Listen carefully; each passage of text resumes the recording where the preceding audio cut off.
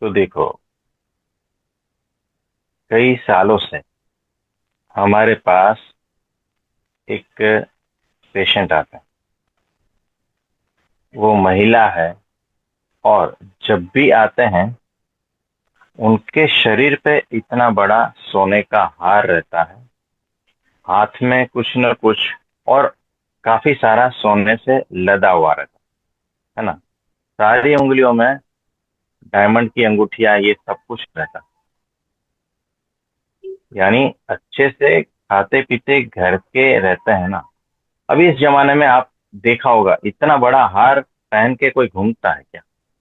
नहीं। मैंने कभी नहीं देखा। वो एक ही जो है, बहन जी है, एक ही। और 45 के आसपास रहे होंगे, हम्म। है ना। वो एक बार अचानक आके रोने लगे। मैं पूछा क्या बात। यानी वो कुछ कमी होगी, है ना, कुछ तो प्रॉब्लम होगा, कुछ दुख है।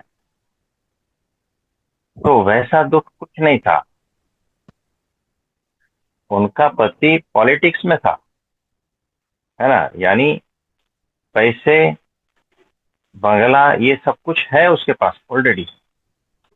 तो एक बात तो उन्होंने बताई कि मेरे पति को मैं पसंद नहीं हूं, है ना। कुछ समझ में आ रहा है ना, दुख किस बात का है। खाने पीने का कोई ये नहीं है।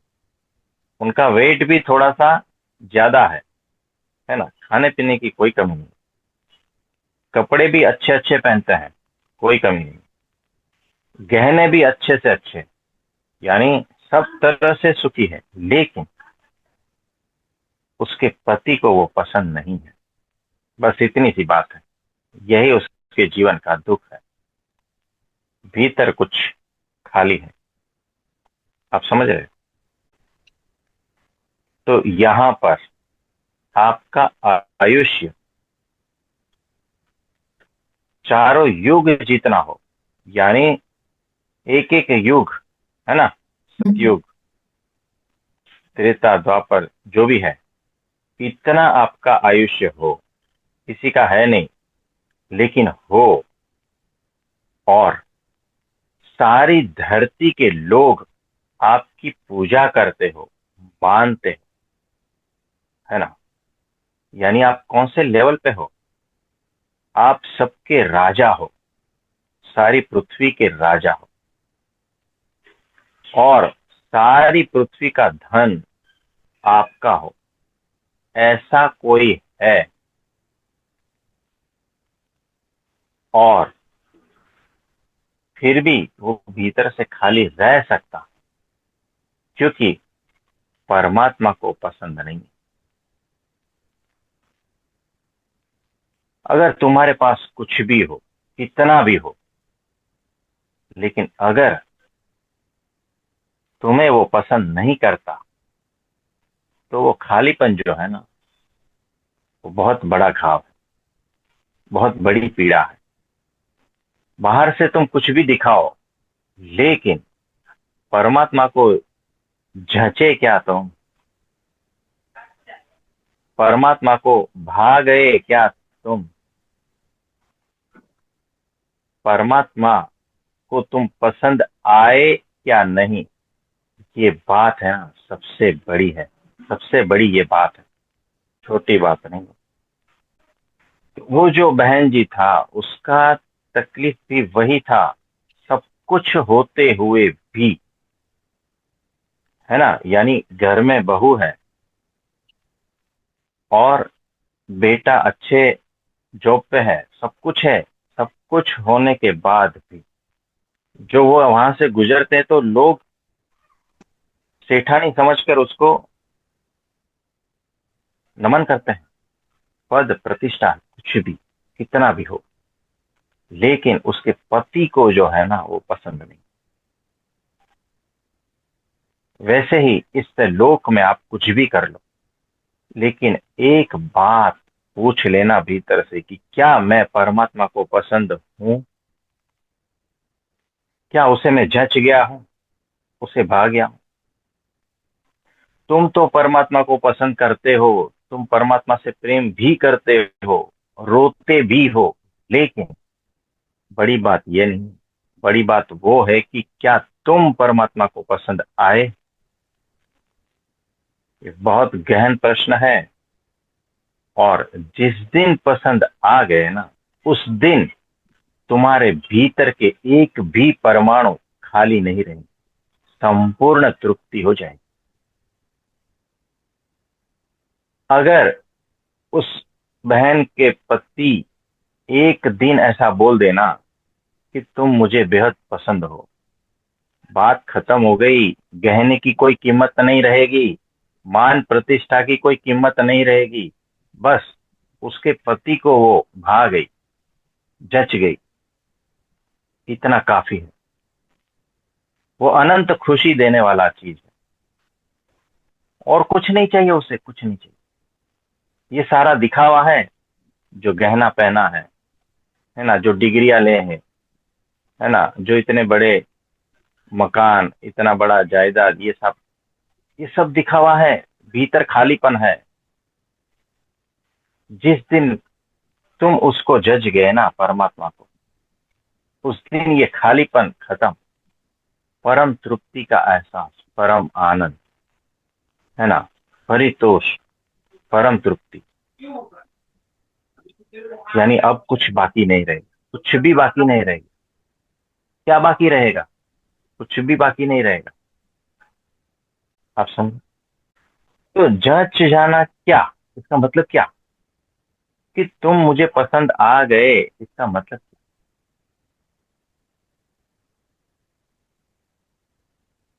मुझे बताओ। तुम जचे हुए ही हो, तुम उसे भाए हुए ही हो।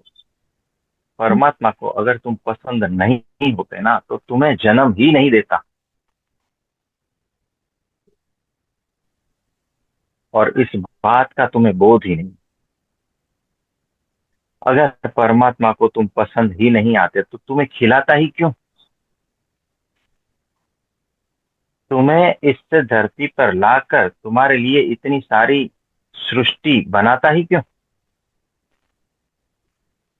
है ना, सारा कुछ इंतजाम करके उसके बाद में तुम्हें पैदा किया है ना, कि तुम यहाँ आओ, खाओ पियो मौज करो। है ना, तुम जैसे ही आते हो, दूध की व्यवस्था हो जाती है पहले ही। इतने प्रकार के फ्रूट्स, है ना, इतना प्रकार का खाने का चीज है, तुम आते हो उससे पहले ही मौजूद है।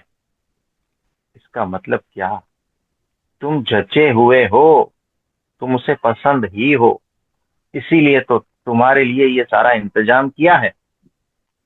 सोचो, मेरे परमात्मा कितना करुणावान,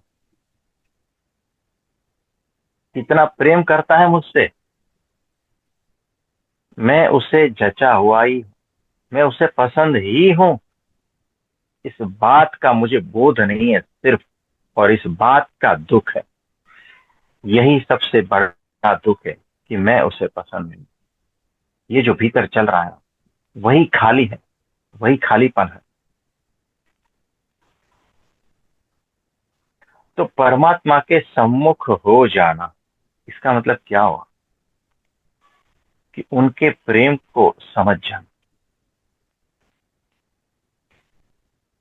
आपने देखा होगा, कुछ दिन पहले एक बहन जी बोल रहे थे कि उसका जो नाखून है ना, उसको देख कर मुझे बहुत रोना आता है। मुझे कुछ हो जाता है सिर्फ उसका नाखून।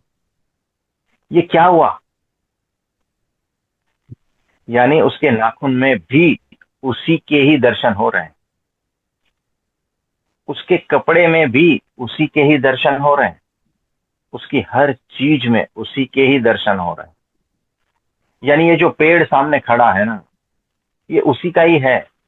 और उसमें जिस दिन मुझे उसी के ही दर्शन होने लगेंगे, तब समझना कि मैं उसे जच गया। यानी हर कण में जिस दिन मुझे उसी की ही निशानियां नजर आएगी, समझना मैं उसके सम्मुख हो गया। मैं उसे भा गया, और उस दिन भीतर से ही आनंद फूटेगा। तो इस बात का बोध कि तुम जचे हुए ही हो, जिस दिन ये पता चल जाएगा ना, पूरी तरह से भीतर उतर जाएगा, वो आनंद भीतर से उठेगा, वो भीतर प्रकट ही हो जाएगा। उसका कण कण में वो बसा हुआ ही है, सिर्फ इस बात का बोध कि वो बसा हुआ है। इसी को ही कहते हैं मैं उसे भा गया। वो मुझे पसंद करता है ना, मैं जच गया उसे। यही तो है। लेकिन अहंकार को तो जो है ना, कुछ और ही करना है। तो गांव में दो भिखारी थे, वहां से रेल पास होती है, प्लेटफॉर्म पे बैठे थे, बातें कर रहे थे। उसमें एक भिखारी जो है ना, वो बोलता है कि देखो,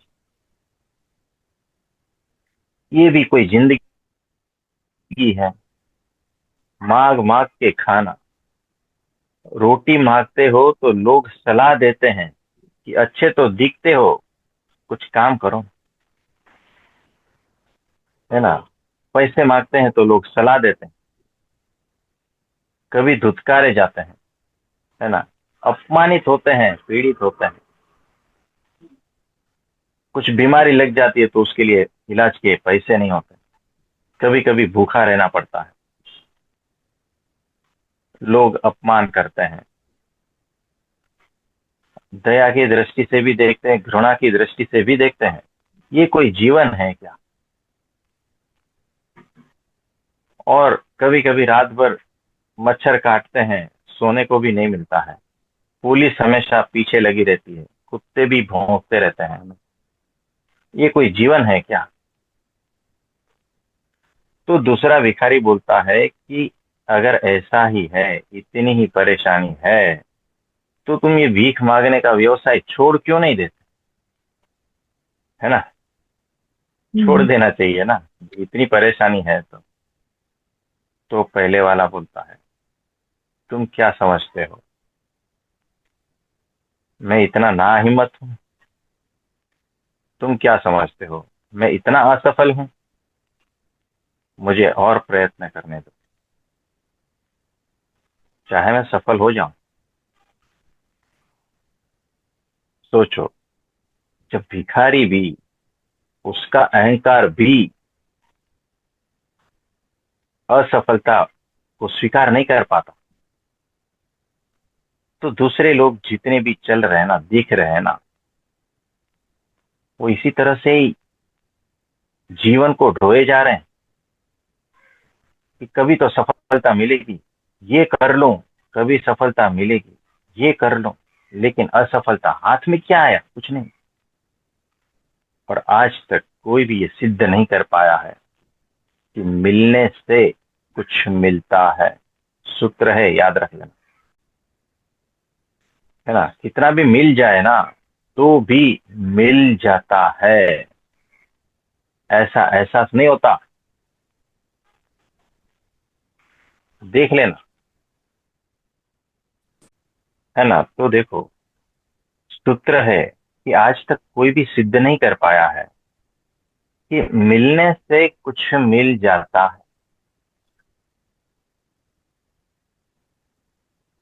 है ना। यानी कुछ भी मिल जाएगा ना, फिर भी मिला नहीं है। अरे भगवान सामने साक्षात प्रकट भी हो जाएगा ना, तो भी याद रखना, कुछ खाली है। क्यों? क्योंकि मैं उसे जचा नहीं।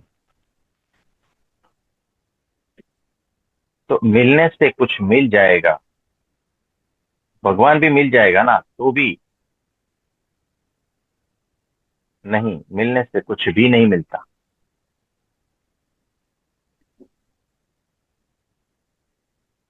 तो मिलता तो तभी है जब मैं उसे जच जाऊं, वो मुझे पसंद कर ले, तब तब मिलता है। और वो कब मिलता है? कि हर जगह पे उसी के ही दर्शन हो, उसके प्रेम को मैं समझ पाऊं,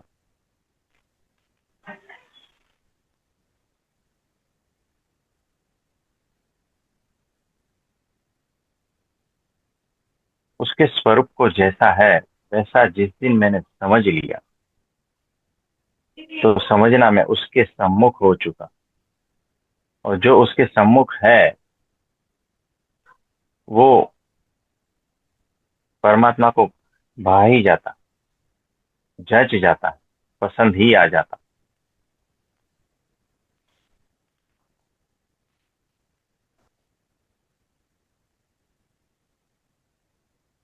आप समझे? देखो, मैं चाहे कितना भी ध्यान कर लूं, क्या वैल्यू है? यानी मैं कितना भी पैसा बटोर लूं, ये साथ साथ चलेगा। मैं कितना भी धन कमा लूं, मैं कितना भी ध्यान कर लूं, है ना, मैं कितना भी पद ऊपर पहुंच जाऊं, या मैं कितनी माला जप कर लूं, है ना, ये दोनों साथ साथ में चलते हैं। मैं कितना भी इकट्ठा कर लूं और अध्यात्म में भी कितना भी कुछ कर लूं, है ना, लेकिन ये ध्यान करके, तप करके, व्रत करके, पूजा करके, ये करके, वो करके, दान करके, फिर भी क्या मैं उसे जचा? क्या उसने मुझे पसंद किया?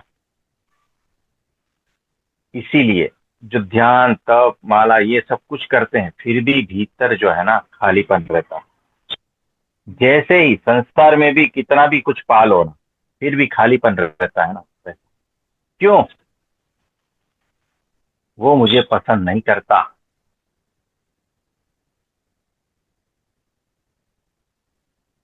और जिस दिन भीतर ऐसा एहसास हो जाएगा ना कि अब कुछ भी खाली नहीं है, सब कुछ भरा भरा है, समझना उसने मुझे पसंद कर लिया।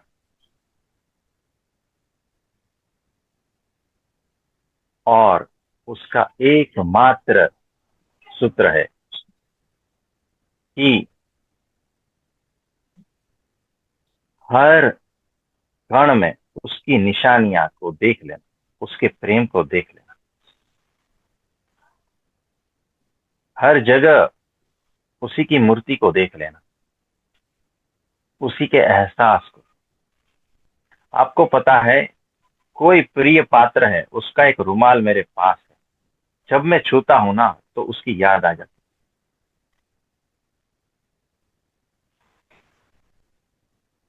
है ना। तो उसकी याद आ जाना, यानी रुमाल में भी मुझे उसके दर्शन हो रहे हैं।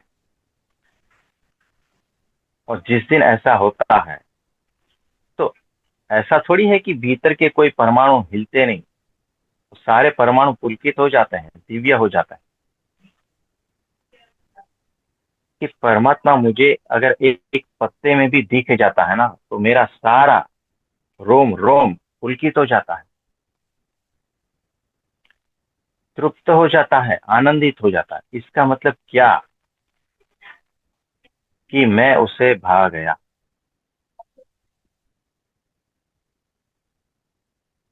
तो उसके स्वरूप को समझना, उसके प्रेम को स्वर समझना, उसकी करुणा को समझना, ये सारा कुछ जिस दिन समझ में आने लगेगा ना, तब समझना कि तुम उसके सम्मुख हो गए हो। तब तक तुम परमात्मा से विमुख ही हो, चाहे कहीं पर भी हो, है ना। परमात्मा की ओर पीठ करके तुम खड़े हो, याद रखना।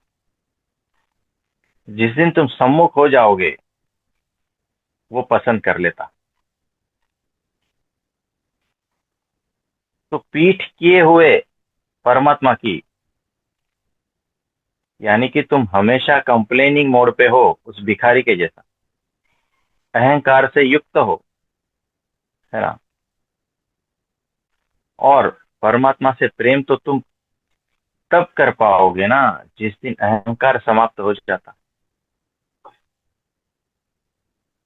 है ना। तो मैं परमात्मा से इतना प्रेम करता हूँ, और फिर वो समझदारी कि वो मुझे कितना प्रेम करता है, मैं उसे जचा हुआ ही हूं, इस बात का बोध।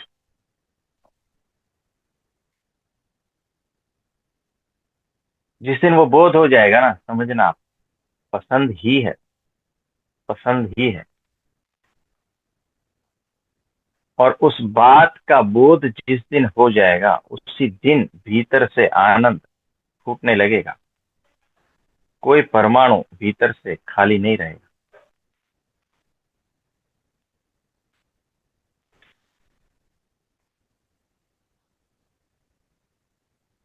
आप समझे? तो गूढ़ बात है, गूढ़ रहस्य है कि जो बाहर का गुरु और भीतर का गुरु, जिस दिन वो मिलन हो जाएगा ना, वो भीतर से खिल जाएगा।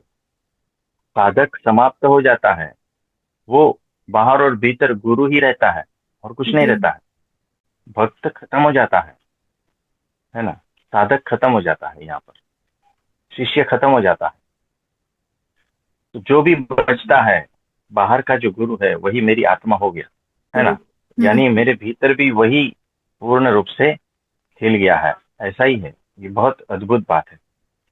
तो देखो, एक हमने धागा खींचा था, एक सूत्र बताया कि परमात्मा का आपके प्रति प्रेम कितना गहन है,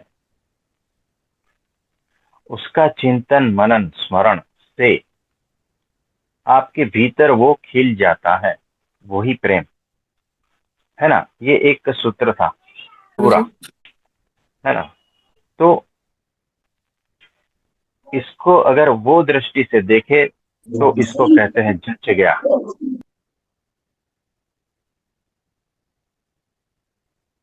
है ना। तो सर्कल पूरा हो गया। जच गया, मैं उसे जच गया, मैं उसे भा गया, मैं उसे पसंद आ गया, इसका मतलब यही होता है, इस बात का बोध कि परमात्मा कितना मुझसे प्रेम करता है ना। जब जचा हुआ ही हूं, तभी तो ये है सारा कुछ।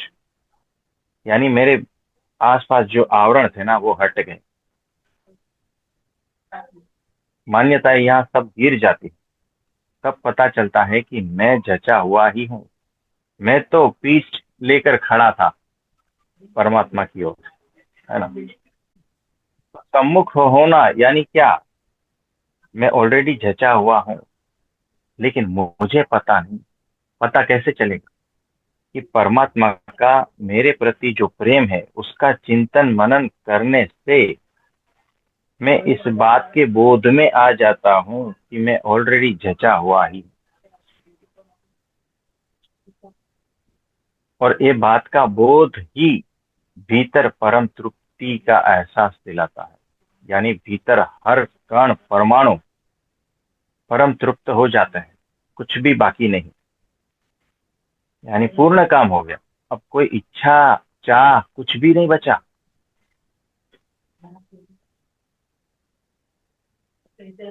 है ना।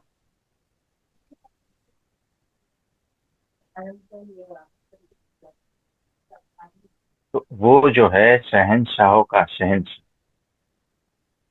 जब उसने सारी व्यवस्था की है, और वो भी मेरे लिए, और उसमें भी मैं कमी निकालूं, है ना। तो वो ऑलरेडी इतना दे चुका है। ये उनकी करुणा है, उनका प्रेम है। और मैं उसे जचा हुआ हूं, इसीलिए ये इतना प्रेम है ना। इस बात का बोध हो जाएगा ना, तो समझना मैं जच गया, और मैं पूर्ण तृप्त हो गया, और वही मेरे भीतर प्रकट हो गया। तो सिर्फ इस बात का चिंतन मनन करना है कि किस तरह से मैं जचा हुआ हूं, है ना। जचा हुआ हो, इसीलिए तो पैदा हो, है ना। उसने पैदा किया है, वो तुम्हें देखना चाहता है, तुम्हें पूर्ण रूप से खिला हुआ देखना चाहता है।